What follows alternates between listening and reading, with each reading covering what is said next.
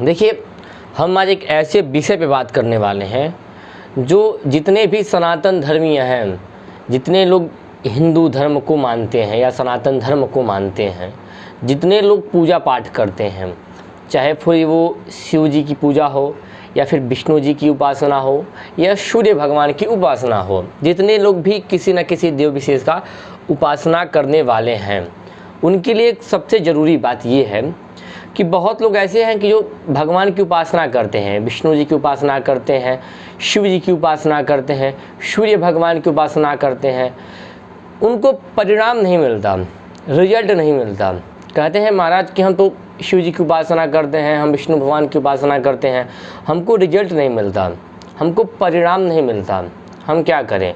तो देखिए, जितने लोगों को परिणाम नहीं मिलता वो एक बात जान लें, कहीं ना कहीं हमारे पूजा या पाठ में कुछ ना कुछ दिक्कत या मिस्टेक हम करते हैं, जिसकी वजह से हमको उसका शुभ परिणाम नहीं मिल पाता, शुभ फल नहीं प्राप्त हो पाता। और ख़ास करके जितने लोग नित्य पूजा करने वाले हैं उनको ये बात विशेष रूप से ध्यान देना चाहिए कि हमारे शास्त्रों में शास्त्रोक्त विधि से जो बातें बताई गई हैं, उन बातों के माध्यम से हम वो कार्य करें तो ज़रूर से ज़रूर हमें उस चीज़ का शुभ फल प्राप्त मिलेगा। तो हम आज इसी विषय के ऊपर बात करेंगे कि हम देव पूजा में क्या करें और क्या ना करें। हमारा विषय यही है कि क्या करें और क्या ना करें। तो देखिए, सबसे पहले हम ये जान लेते हैं कि किसी भी देव का पूजा करने के से पहले, या आप देव पूजा कर रहे हैं या नित्य पूजा करते हैं आप, तो या तो आप उस देवता को उत्तराभिमुख होके या फिर पूर्वाभिमुख होके उस देवता का उपासना करिए।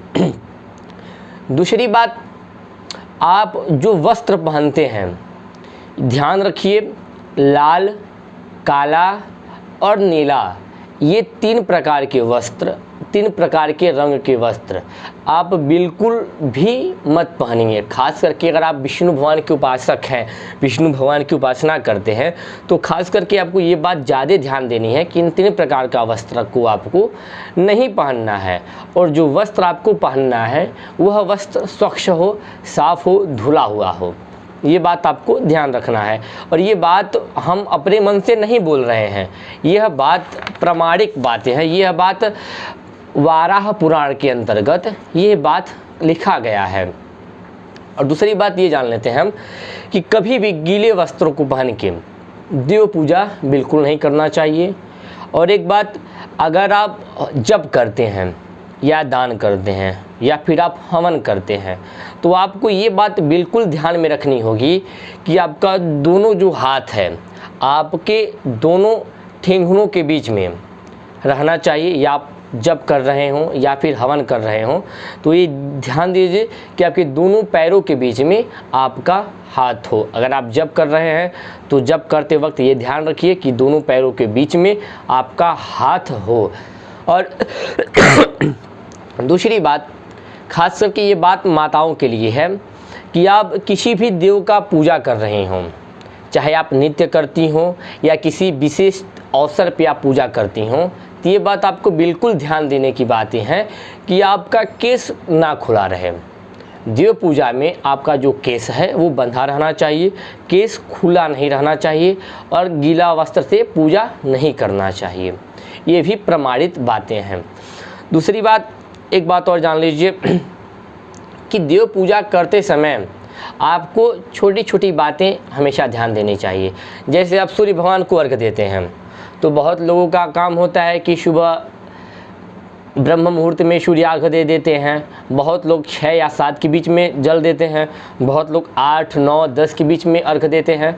तो एक बात जान लीजिए, अगर आप 8 बजे के बाद या 8 बजे से पहले सूर्य भगवान को अर्घ्य देते हैं तो आप 3 बार अर्घ्य डालिए सूर्य भगवान को। अगर आप 7, साढ़े 7 के अंदर आप अगर जल डालते हैं तब चढ़ाते हैं, तब 3 बार देना चाहिए। और 8 बजे के बाद अगर आप सूर्य भगवान को जल चढ़ाते हैं तो आपको 4 बार जल चढ़ाना चाहिए।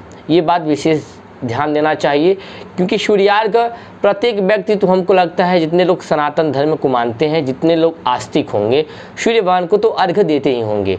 ये बात उनको बिल्कुल ध्यान देना चाहिए, क्योंकि ऐसी बहुत सारी बातें हैं जो हमारे शास्त्रों में बताया गया है कि देव पूजा में क्या क्या करना चाहिए और क्या क्या नहीं करना चाहिए।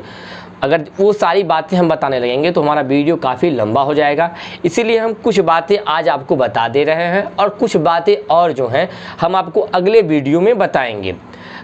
तत्काल में आप इन बातों को विशेष रूप से ध्यान दीजिए और इन बातों का पालन करिए। हम आपको अगले वीडियो में फिर ऐसे ही कुछ बातें जो हमारे शास्त्रों में बताया गया है हम आप लोगों के लिए जल्द लेके आएंगे।